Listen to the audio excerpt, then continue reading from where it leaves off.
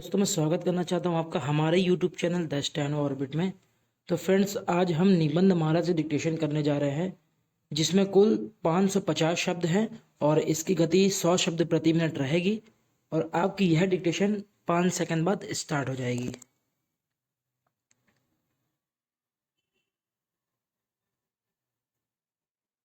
किसी भी देश के विकास में हमेशा से शिक्षा का विशेष महत्व रहा है।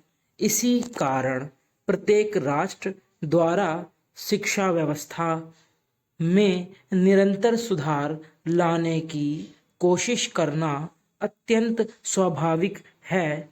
अतीत में संसार को प्रेम, शांति का संदेश देना और ज्ञान विज्ञान का पाठ पढ़ाने वाला विश्व गुरु के नाम से विख्यात हमारा देश भारत आज भी शिक्षा के महत्व से भली भांति परिचित है।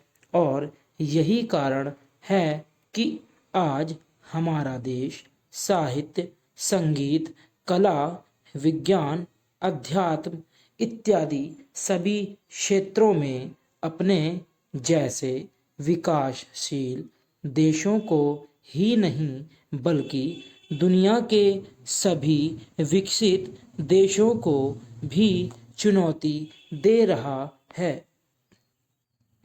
आज विश्व के सभी राष्ट्रों द्वारा भारतीय युवाओं की प्रतिभा का मुक्त कंठ से गुणगान किया जाना इसका प्रमाण है।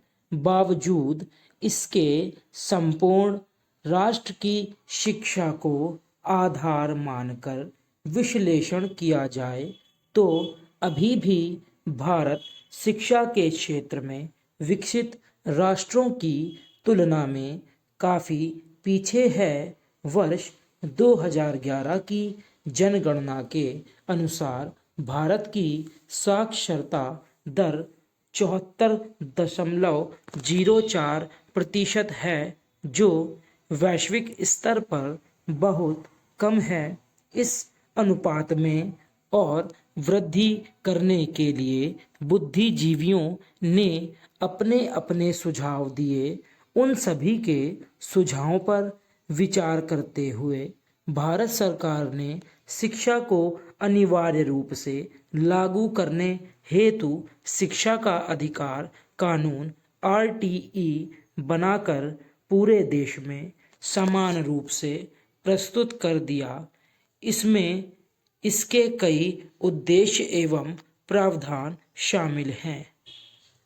शिक्षा का अधिकार अधिनियम 2010 से संपूर्ण भारत में लागू कर दिया गया। इसका प्रमुख उद्देश्य 6 से 14 वर्ष आयु तक के सभी बच्चों को मुफ्त एवं अनिवार्य गुणवत्ता युक्त शिक्षा को सुनिश्चित करना। इस अधिनियम को सर्व शिक्षा अभियान तथा वर्ष 2005 के विधेयक का ही संशोधित रूप कहा जाए तो समीचीन ही होगा। वर्ष 2002 में संविधान के 86वें संशोधन द्वारा अनुच्छेद 21A के भाग 3 द्वारा 6 से 14 वर्ष आयु तक के सभी बच्चों को मुफ्त एवं अनिवार्य शिक्षा प्रदान करने का प्रावधान किया गया था। इसको प्रभावी बनाने के लिए 4 अगस्त 2009 को लोकसभा में यह अधिनियम पारित कर दिया गया तथा 1 अप्रैल 2010 से इसे लागू कर दिया। अपने इस कदम के साथ ही भारत भी शिक्षा को मौलिक अधिकार का दर्जा देने वाले विश्व के 135 देशों में सम्मिलित हो गया।